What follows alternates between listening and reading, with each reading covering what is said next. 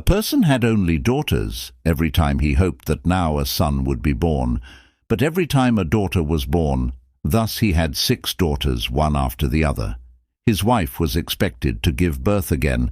He was afraid that it would be a girl again. Don't be born.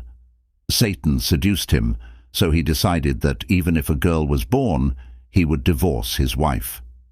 When he slept at night, he had a strange dream. He saw that the day of judgment had come. His sins are many. The reason is that hell has become obligatory on him.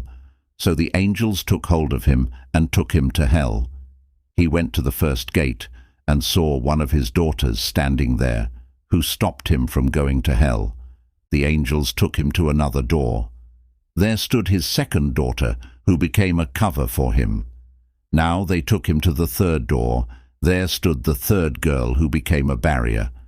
Thus, at the gate where the angels would take him, a daughter of his would stand there to defend him and would prevent him from going to hell. The reason is that the angels took him to the 6 gates of hell, but at each gate one of his daughters became an obstacle. Now the 7th gate was left. The angels took it and went towards that gate, panicking over it, raised hands and prayed, "O Allah, grant me a 7th daughter." Therefore, instead of being sad about the birth of girls, one should be happy. Due to the weakness of faith, people with bad beliefs have formed the idea that the reason for the birth of girls is their wives.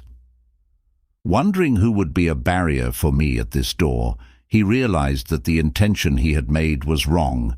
He had been seduced by Satan. In the midst of extreme anxiety and fear, his eyes were opened, and he prayed in the presence of the Almighty. It is wrong. There is no involvement of the wives or their own actions, but the husband and wife are only a means. The Creator is only Allah, the one and only. He mixes boys and girls together and makes whomever he wants barren.